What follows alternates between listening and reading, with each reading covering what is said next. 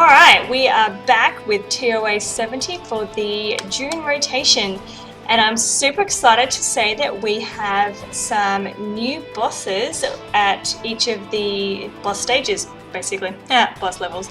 So every 10 levels we've now got new bosses, which is super exciting.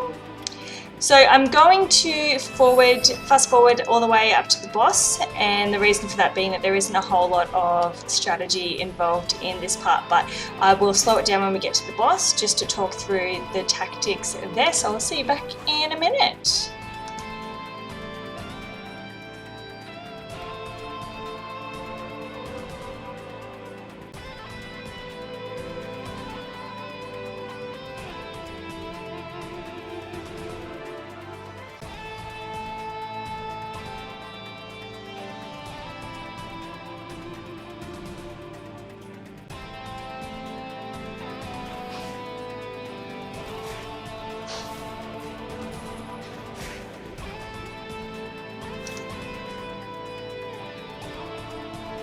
Alright, so now that we are just about to get to the boss stage, I have taken the team off auto just to make sure that I've got those third skills ready to go when we get up to Wind Wang, as I like to call him.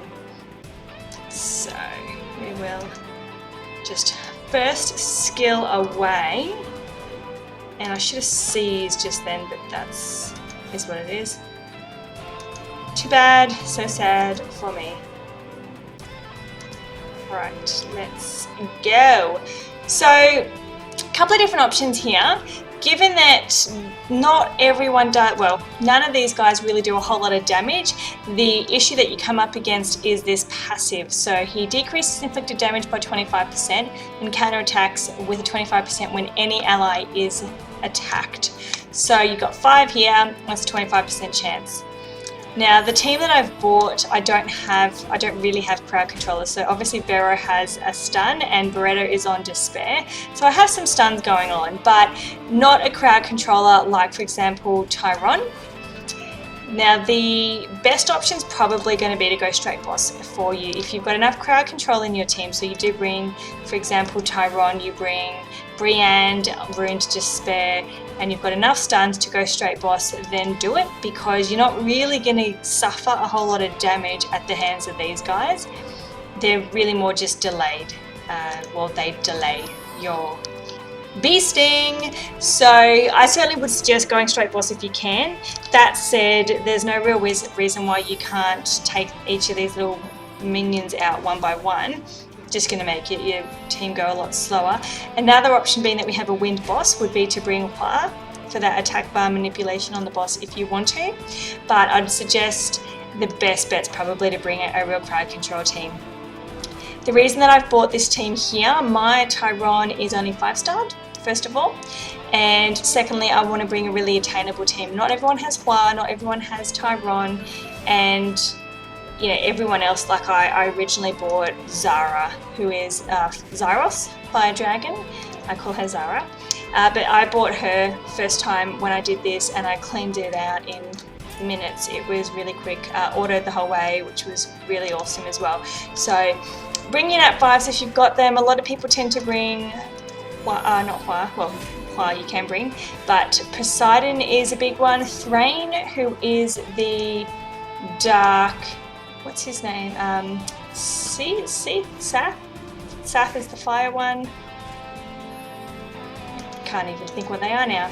But Thrain, who's a Nat 4 Darkmon, he is an awesome one to bring as well. So anyone that does crowd control, you're wanting dots, stuns, and obviously those attack bar manipulations certainly help as well.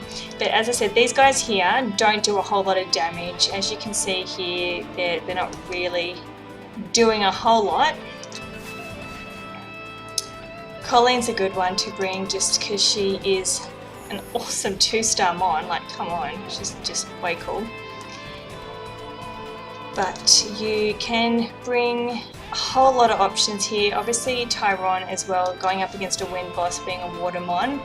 You would think that could be a bad move, but the crowd control he brings with him is really valuable, and it certainly makes up for the difference that you have here with the wind boss, obviously. But the other thing, you've got 2 fire friends here and the 2 darkies, which obviously are neutral element and fire. Tyrone would have the advantage, so there's no concerns there at all if you wanted to bring your Tyrone. Hua obviously is neutral and beneficial in terms of her damage to the wind monkey, so a whole lot of options you can bring.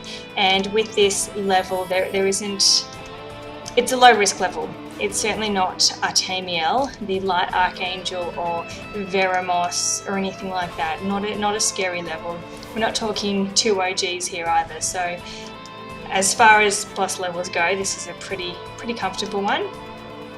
That said, wouldn't like to be seeing this in TOA 90. I'm sure I will get absolutely ruined if that's the case, but for now, happy with this guy being TOA 70. Quite a comfortable cruise through, really. As you can see, there's a lot of stuns going on here on my team, which is just part and parcel of the Wind Monkey King. So you might be thinking that you would want to bring Tessarion to mute that passive. However, Tessarion's Oblivion does not work on bosses. The same as you can't dot bosses, Oblivion won't work either. So you're not really going to be getting a whole lot of advantage if you were to bring him. But that said, you'd still be able to clear the level. As I mentioned, you know, there's not a whole lot of concern with this particular level. It's really just a stall team, I would suggest. So I'm trying to get this defense break on. Good girl, Bella. That's attack buff, and now Spectra. I'm gonna want you to special assault. Yeah! That was quite impressive. So yeah, I've left these 2 because they're gonna die from dots. A sad way to go out. If I was a Summoner's Warmon and I was in arena and getting absolutely destroyed, I think I would want to die from a really awesome clutch kill. So if we're both down to like 2% health each, and then the enemy violent procs and takes me out with, let's say I have elemental advantage, therefore that person has elemental disadvantage, equal low health, violent proc to the other guy, and suddenly I'm dead. I think that's a pretty spectacular way to go. There we have it.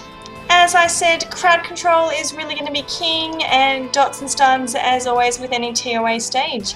I hope that helped those that are struggling with the level, and stay tuned for TOA 80 coming up soon. Thanks!